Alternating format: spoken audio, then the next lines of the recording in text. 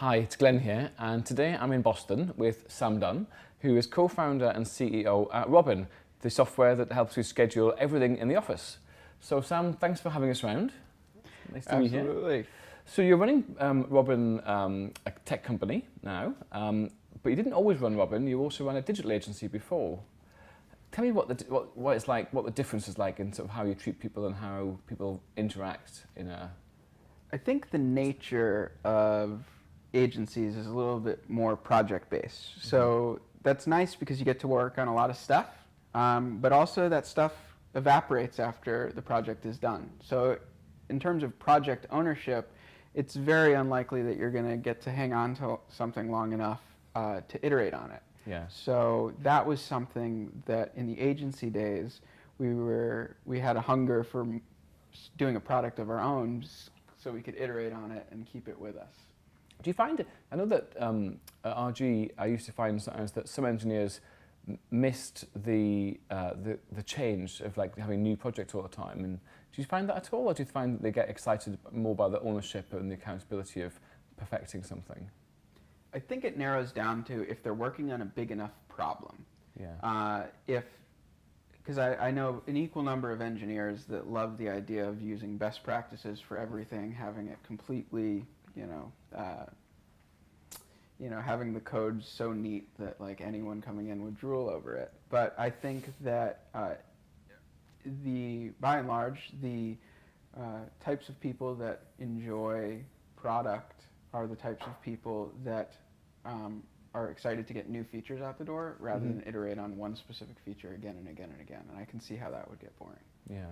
What's it like managing engineers? Something I've done a lot of with varying amounts of success. Well, I can tell you that, so I have the luxury of sitting more on the sales and marketing side of the house. So what I've heard from my colleagues are, at a certain point, engineers want the ability to kind of remove ego from the equation. And I think that that is the one thing that we've really focused on, which is you can be pragmatic, but you can't have an ego that makes you required to always be right. So that's been nice from a recruiting mechanism. And what it's allowed us to do is have the quality of engineer consistently good, and now they recruit themselves more than we recruit them. So we actually don't have a shortage of engineers. That's a rarer thing in the area, I think. And like, what do you do to keep marketing and sales and engineering connected? Have you found a way of getting the feedback from the sales team, what they're finding on the market, into engineering in a good way? So we use Slack and other group messaging and apps like that. What we do is we make support requests and live chat all publicly available, so there's that feedback from the customer in real time. So it's not always a salesperson coming over and saying, hey, I had this objection on my call, engineering, please deal with this. They're actually seeing the emotional responses from the actual customers, which I think is an important way of making it real. Do you ever get your engineers in front of customers? We sparingly. And that's not to say that they couldn't, and that's actually something I'm proud of. They could be in front of customers, but it's just at the point where they might help draft a response to customers, but a lot of them don't necessarily strive to interact directly. My favorite part. Some of them, we work with some cool companies that they're fans of, so they of course want to see those offices or interact, but more video game-based companies. Of course. So Robin's up to nearly 40 staff now. Yeah. Tell me a bit about recruitment, because getting the right people into your business is obviously crucially important. How have you developed your recruitment strategy or your interviewing techniques and your assessment over the years? So in the early days, it was, we did everything from job boards to kind of meeting people at events. We still do those things. We've introduced incentive programs to, if you refer someone that we hire, you get a kickback, and then you get a kickback after 90 days, a year of them being here, which actually doubly incents because then the person has to be here to actually collect it. So does that help people? Does that encourage people to support the person? Yes. Make sure so that way, and I think that we've already seen that happen. And one of our engineers here, within the first 90 days of him joining, he recruited 2 of his friends. So he's actually the top recruiter here over the past year. So that's been a fun mechanism for us. That's interesting. What about kind of assessment and interviewing? Have you got a perfected approach? So I've asked a lot of questions over the years, and I think that at this point I really only boil it down to three things. I want to know what they're typically the best person in the room at. That shows us what they think it shows what they think they're best at. Okay.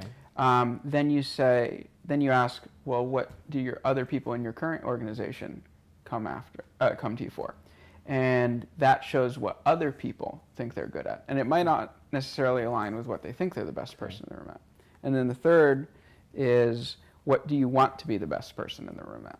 Okay. And that's more of the aspirational one, and I try to make it as narrow as possible. If someone comes in and says, I'm the best person in the room at marketing, no, you are not. You might be the best person in the room at emails, but you need to make it as concrete as possible. And those three questions normally help boost confidence because they realize what they're good at, as well as combine it with some sort of actionable thing where I know what they want to accomplish while they're here. And that's interesting. It's interesting that you're asking them kind of what their aspiration is, when what do they want to do as well at the interview stage.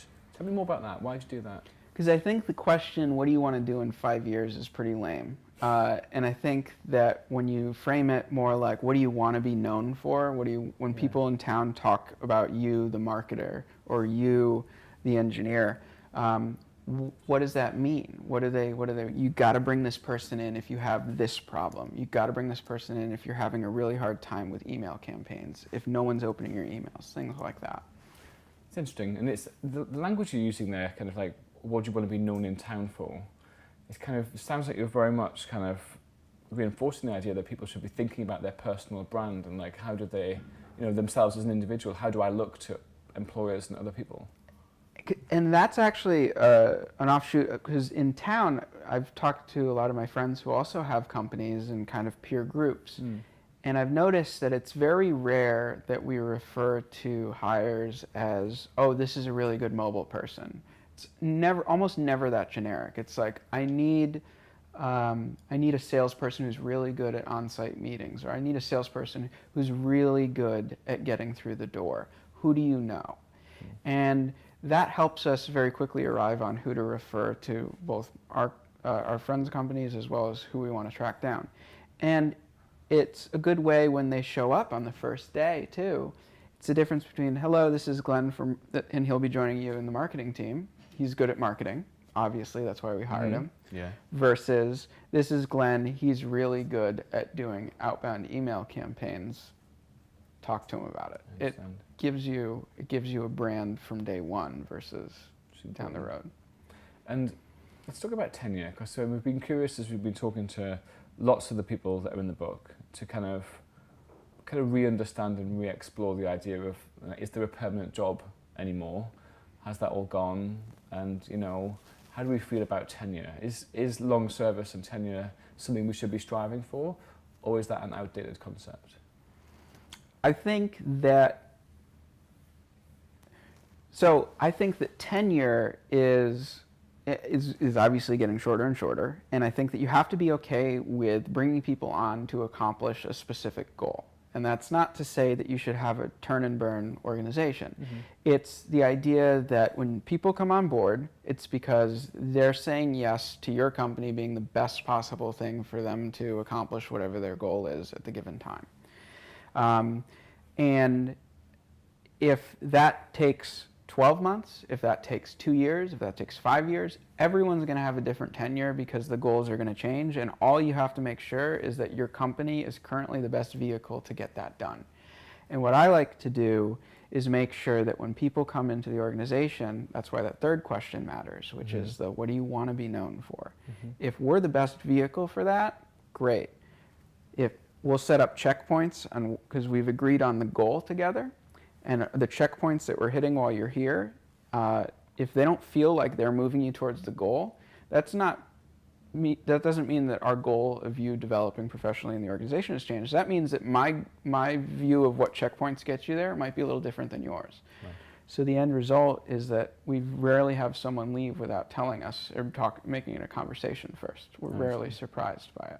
It's interesting, isn't it? It's kind of, it feels like a very different way to think about work than maybe people used to, or maybe some people even still do, where they kind of think, I've got a job in marketing and it's the company's job to develop me, versus I want to be known to be an expert in this part of marketing, and my job is to choose the company that's going to help me accelerate that and deliver that over the next 2 years, and then it'll be my job to think about my next goal. It's a much more personal approach, isn't it? And I think that kind of helps upend a few folks who might come in thinking that, well, I just got to do a couple years as a, an entry-level engineer so I can be promoted, so I can then get this job that I really want in the next one. And I think that making it more about developing a skill set rather than developing a job titles on a resume is much more interesting. I love that.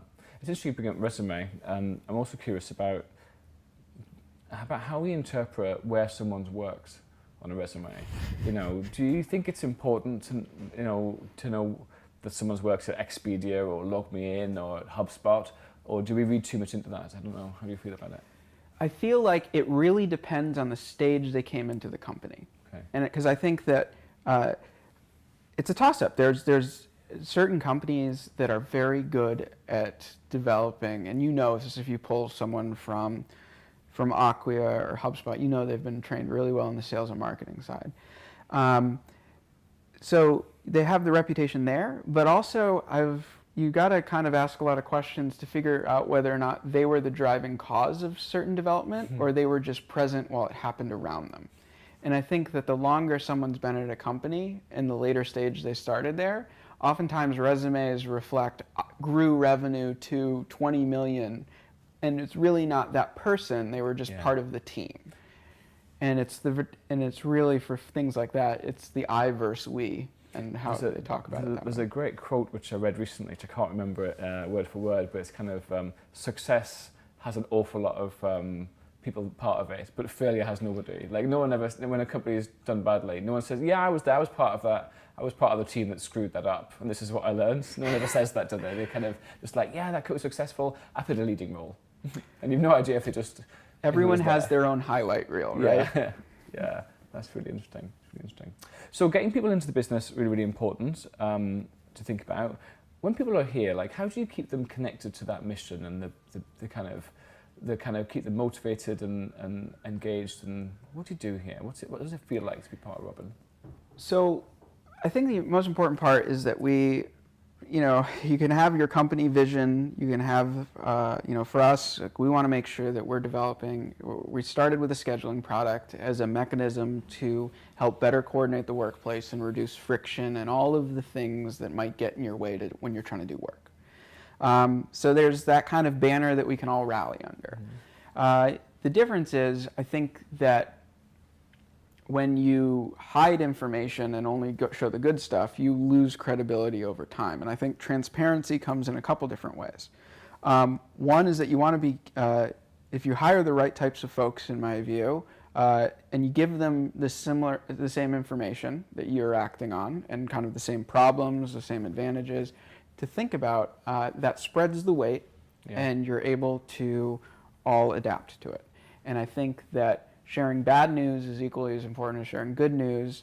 And for us, it's been a delicate balance between, as we've grown, it's harder and harder to make sure that everyone has equal amounts of information just because of the sheer number of conversations. So I find myself trying to figure out the best ways to bundle both the good and the bad news so that we're remaining transparent while also not giving limited views of things which might cause undue panic or celebration. Yeah, it's tough. I've been criticized often for not giving out all the bad news without ever consciously not giving out the bad news. Just did not realize. You're just really good at companies, I guess. Yeah. So it's interesting. And so you've got sharing information is kind of key. Do you share business results? Do people kind of know what you're doing in terms of sales and revenue and that kind of stuff? Yes. So we have every 2 weeks we have something called the Mighty Meeting, which is an homage to our agency days, which our agency was called One Mighty Roar, and we just thought the brand. Yeah. So it's an all hands meeting where we talk about different topics. at least once a month, everyone knows what the revenue is, what the churn, customers that said no, customers that said yes. Then on the other side, it's also a platform for perhaps sales to talk about what they've worked on that month that might have flown under the radar of engineers. So it's a way to bring visibility to wins, losses, and all of the other things that happen around you when you got your head down in Oregon. Understand. It's good. It's amazing. It was amazing writing the book how many companies we spoke to that had success in building a really people-centric culture. They'd all done a lot of work on open, honest communication. For all of them, it was a really big piece, really important. And I think that the most important thing for me is if you hire people who have an internal locus of control versus an external locus of control. So internal is basically you happen to the world doesn't happen to you. Right. It's I was driving too fast, that's why I got a speeding ticket, versus right. The cops are bored and they gave me a ticket. And people who have an internal locus of control are able to take bad news and then react to it in a way that could correct it. And right. The other ones, you very quickly see a level of helplessness or complaints rather than action. And I think that is the one thing that businesses can't have a tolerance for when in the early stage teams. It reminds me of a Arianna Huffington quote, actually. She says, bad things are going to happen to us, all of us. Things that we don't want to happen are going to happen. And some people, they take them in and become bigger than those things. And some people kind of shrink and become smaller than those things. Which kind of resonates with your locus of control. And it's really kind of like, is this going to be the thing that cuts you at the knees? Like, is this going to be the thing that finally makes you buckle? Odds are no. Because most of the folks out here, they're less than 10 years into their career. And the question becomes, is this the biggest problem you're ever going to face in your career, or are you peaking right now? And the answer to those should be no on both fronts. Interesting.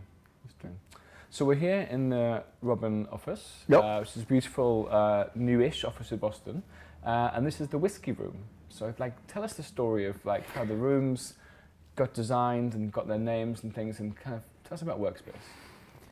Okay, so this is our third office, and every single time we've at least doubled the space. So there's about 40 of us here, and the whiskey room actually hails from our previous office, which was obviously much more agency focused, and we loved Mad Men, so we had that touch of kind of the romanticized leather furniture, whiskey drinks, and that's where business goes. Yeah.